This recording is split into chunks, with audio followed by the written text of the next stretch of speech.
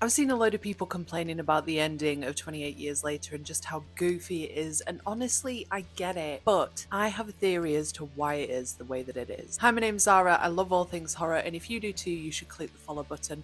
Obviously, I'm going to be talking spoilers, so if you haven't seen 28 Years Later, save this and scroll away. Okay, so let's talk about it. That ending, I've already done a video on why Jimmy looks the way that he is. Why the fuck are the Jimmys leaping and jumping around, basically looking like ninjas or even Power Rangers? Well, if you remember at the start of the film, before Spike goes out with his dad Jamie for the first time to the mainland, he makes a decision. He picks up his Power Ranger toy and he decides to leave it behind. Obviously, a sign of him wanting to leave his childhood behind and become a man as he goes on this venture with his dad. Now, we all know what happens on the mainland, and when they return, they have a party, and Jamie is very much embellishing the events of what happened on the mainland. And it seems like he is generally a bit of a storyteller, a bit of an exaggerator, and that's annoying Spike. And at the same time, Spike's mum is clearly very unwell and she's having visions and hallucinations, and that's going to have a bit of an effect on Spike. So when we get to the end of the film and Spike has lost his mum and he's decided to leave his dad behind and live out his life on the mainland, at least for a little bit, he encounters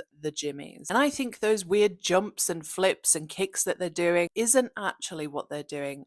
And in fact, that is Spike's interpretation of what is happening. He's clearly very familiar with the Power Rangers, his dad is known to embellish things, and his mum will have had a knock on effect with her hallucinations and visions. I think those three things combined, along with the fact that at the end of the day, Spike is still 12 years old, he is a little boy. I think that's why we see the Jimmys dancing and leaping the way that they do, because Spike sees that in his mind. I could be wrong, but I think that's a great explainer for why that end scene was so jarring compared to the rest of the film, because we are finally seeing things from Spike's point of view.